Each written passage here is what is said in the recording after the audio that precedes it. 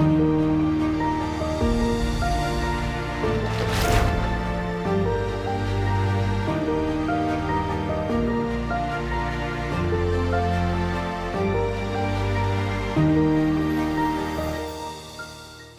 everyone, good morning. And today I woke up in this beautiful and magical city of Venice. I am here just for a day, but I am all set and ready to explore all the beauty that is here, the enchanting canals, the beautiful architecture, and also everything romance that is around in the city. So if you are ready for a day filled with history, culture, canal seeing, and also a bit of the Venetian magic, then make sure to subscribe to the channel and let's begin the day and let's explore the city of Venice.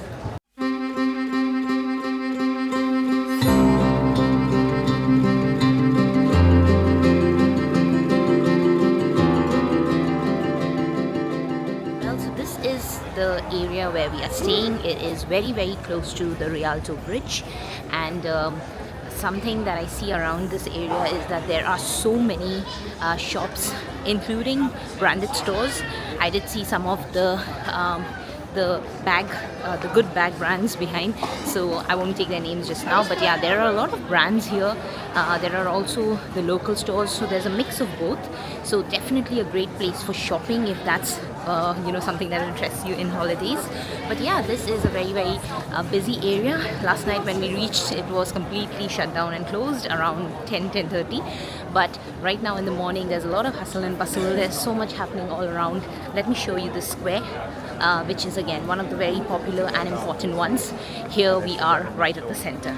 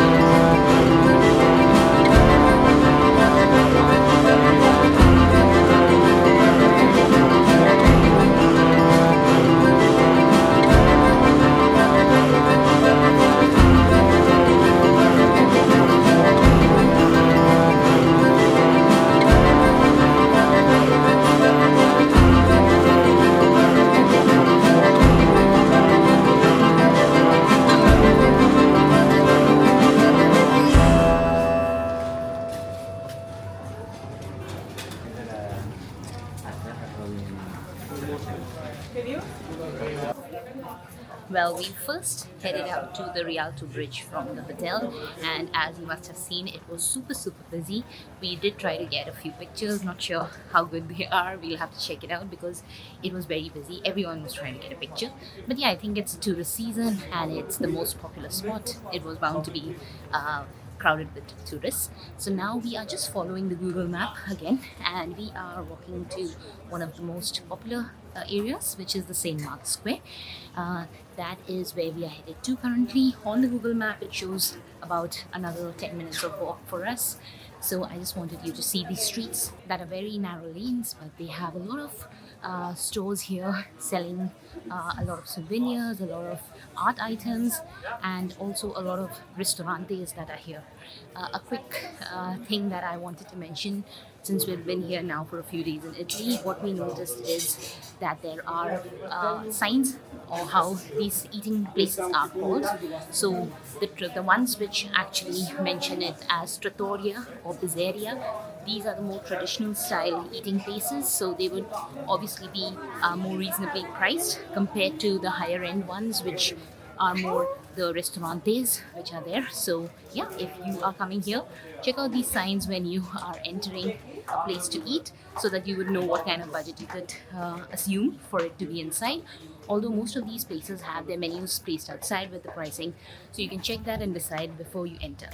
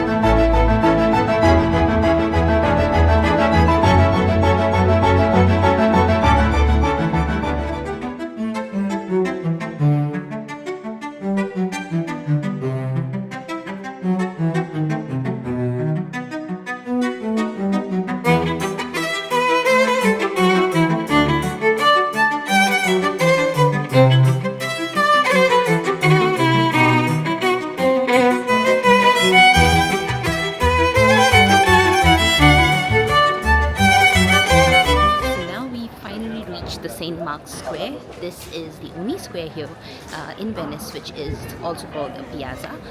Similar to the ones that we saw in Rome, there are a lot of piazzas there. So as we already know, piazzas are important areas where a lot of discussions used to happen. Similarly here in St. Mark's Square, this has historically been one of the very important places where people used to meet up and hold important discussions. Now in St. Mark's Square, the reason why it is so popular is obviously there is the very popular St. Mark's Basilica here. Also because the buildings here, if you were to see, they are beautiful, and with all the big arches and all, it just transports you in time. It makes you feel as if we are in some other era, and yeah, it's overall very beautiful. You see the long tower there, and also just opposite to that you see the St. Mark's Basilica. That's the first place that I'm going to enter right now, and we are just going to see the insides. I can see that there is a queue here for it, and the tickets for entry is €3 per person. It is free for children under 6 years. Alright, so behind me we see the hustle and bustle of St. Mark's Square. We did go inside the St. Mark's Basilica. It was very beautiful. There was a mass going on too, which is why we didn't want to disturb too much inside. We did take some photos and videos because those are allowed inside. It's just the area where the mass is happening that you're not allowed to do any photo or videography. But yeah, it was great. It's very peaceful inside, and now that we have stepped out, there is obviously the very iconic palace here too. So we are just going to go and check that out next. Not sure if you're going to go inside, but I'll definitely show you from the outside, and also all the details if you want to visit the palace when you come here in Venice. Let's go. The moon, the amount of rainfall, if the wind is blowing from the sea, bringing the water into the lagoon.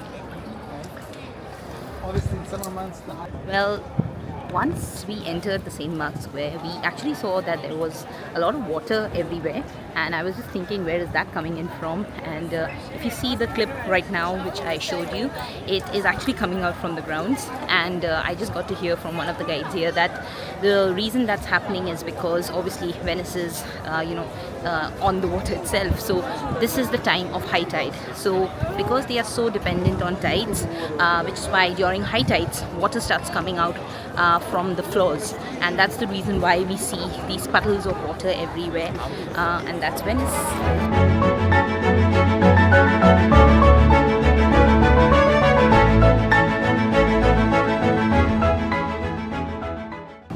So as soon as you come out from the Basilica, you literally need to walk left if you come out from the Basilica, and keep walking straight. Behind me you can see it, and you need to take the first left, which is again coming closer to a bridge. That is where we were guided towards, is the entrance of the palace. So just a note.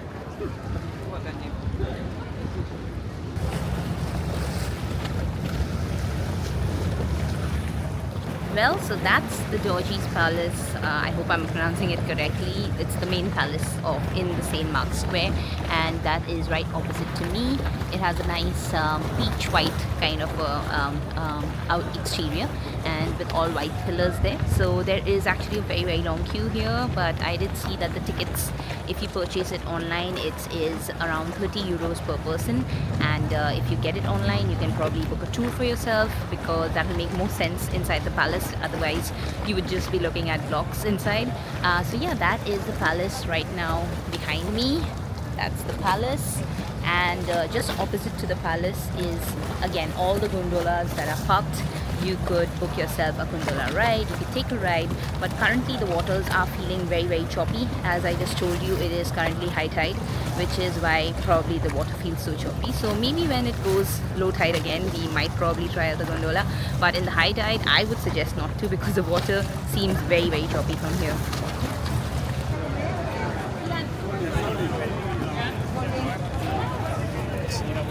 Well, the gondola ride was there down that I was just talking to you about, and as soon as you look up, this is a bridge here that I was referring to in the beginning, and this is the Bridge of Sighs. I will show you why. This is again a very beautiful spot. Most of the people who come here and take the gondola ride, they prefer going under this bridge, because right ahead, if you see, there's another archway which looks very beautiful when especially when it's sunset, because if you check in Google, you see a lot of images of the sun setting, and when you're crossing that arch, it just has a nice warm golden glow. So this is the Bridge of Sighs. They say that the reason that happened was because back in the day when prisoners were taken to the prison, this is the route that they used to go through, and seeing the beauty of this route and this bridge, the prisoners used to sigh, because they wouldn't be able to get this freedom anymore, they wouldn't be able to come and experience this anymore, which is why they used to sigh. That's why, with the beauty of this place, and that's why it was termed as the Bridge of Sighs. Here are the gondolas that you can hire to go under this bridge. This is the bridge which is currently very packed. It is just beside the palace that I just showed you, and if you see, this is what you see when you go under the gondola. There are some gondolas which are already passing, so you will see this. This is the view that you get of people passing under the gondola. Yeah, and if you see it during sunset, this has a different charm and beauty of its own. So this is a spot that most people like to come to. Now there's also a saying that if you are with the love of your life and you go in a gondola under this bridge and you kiss your loved one, then you become eternal soulmates and forever sealed together. So if you are having your soulmate, or if you have someone you really love and you would come here, go on this gondola ride under this Bridge of Sighs and kiss your love, then you would be blessed with eternal love. So tell me in the comments if you are looking forward to try this out, experience this city, and also come and see the sheer beauty of this place. I see that there's an opportunity of doing a lot of shopping here on the streets, and the prices are pretty good. They are way less compared to what the prices were in Santorini, Greece, in the tourist areas. Here we saw fridge magnets to be about €1 each. In Santorini, the fridge magnets used to begin from 5. So yeah, that's the kind of difference. There are also a lot of souvenirs here. You have Italy written t-shirts, caps, these masks which look so beautiful. I think it's very Venice, the mask, and yeah, that is something which you get here too. There is also, just to let you know, because we are for a day here, we are not going for it, but one of the very popular tours here in Venice is the Murano Island tour, which can be completed in half a day or one day. It goes with the boats from Venice, and you can go to those islands. They are beautiful, colored buildings, water, and it just looks very nice. So if you are here for more than a day in Venice, I would say you could go and try that out too.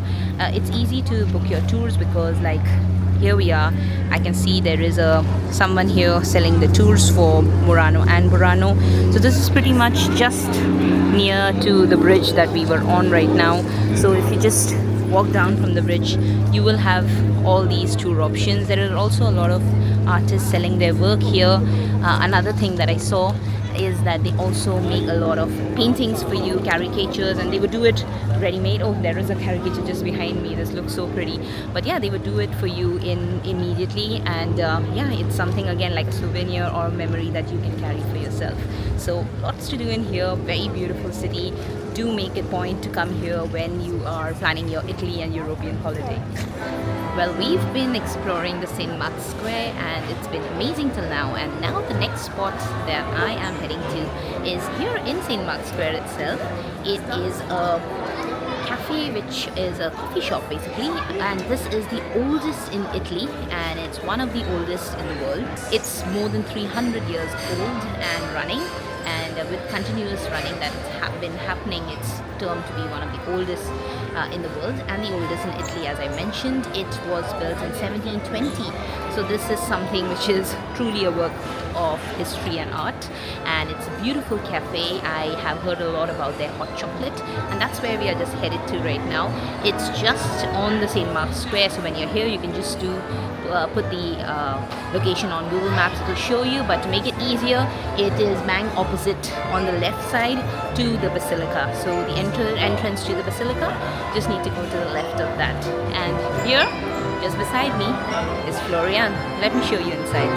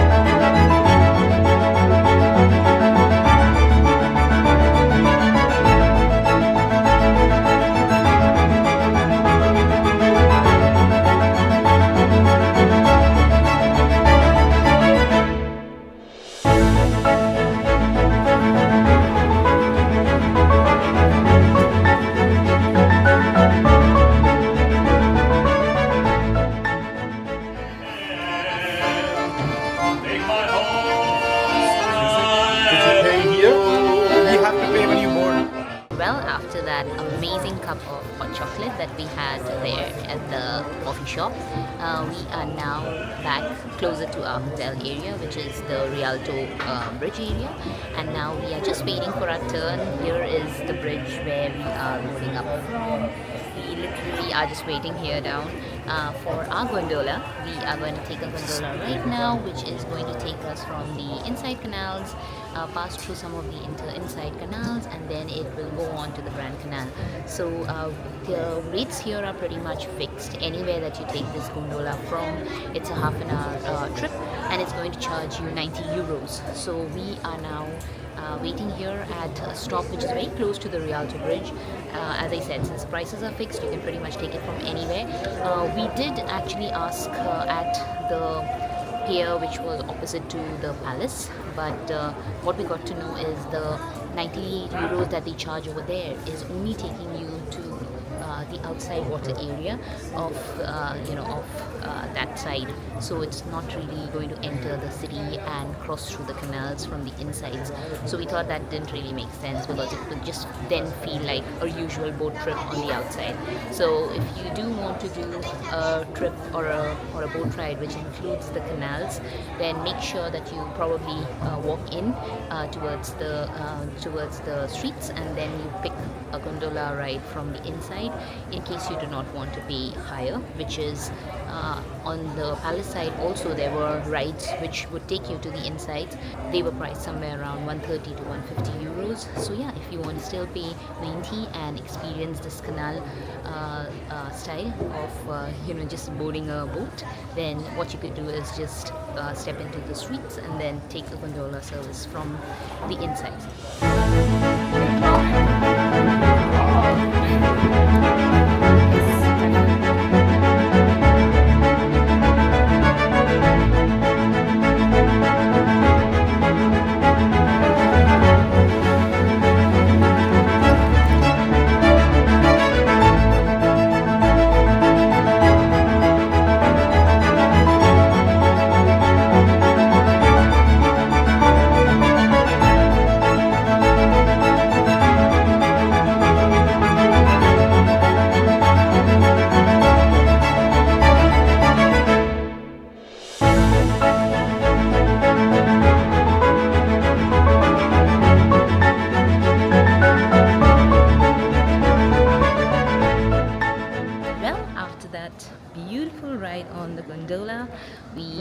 we actually enjoyed quite a lot. It was very beautiful. It took us through some of the internal canals, and we passed a few bridges. Also the main Rialto Bridge that looked so nice sitting on a boat. In the morning we did try to take pictures from the bridge, but it was super crowded. But when you are on a gondola, it just feels so different. So we managed to do that, and after that we just spent some more time around the square area, did a bit of souvenir shopping. We all the more, there were a lot of stores that I saw here which had some interesting stuffs, which I also picked for friends and family back home. So yeah, overall that is the end of our day here in Venice, and it has been an amazingly beautiful day. And now we are all tired and just heading back to the hotel where we need to go pack up our stuffs because we have an early morning flight tomorrow to catch back home. But yeah, I have enjoyed my Euro trip, and I hope that you have watched all the videos. If you have not, I will put up a playlist here where you can go and watch all the cities that we covered. There's a lot of information that I've shared about each of the city that we visited, which will definitely be of a lot of use to you if you are also planning to travel to the same cities like I did. So until the next video, until the next country, take care, bye bye, and please do subscribe to my channel because that means a lot to me and it just motivates me more to travel to different places. Bye.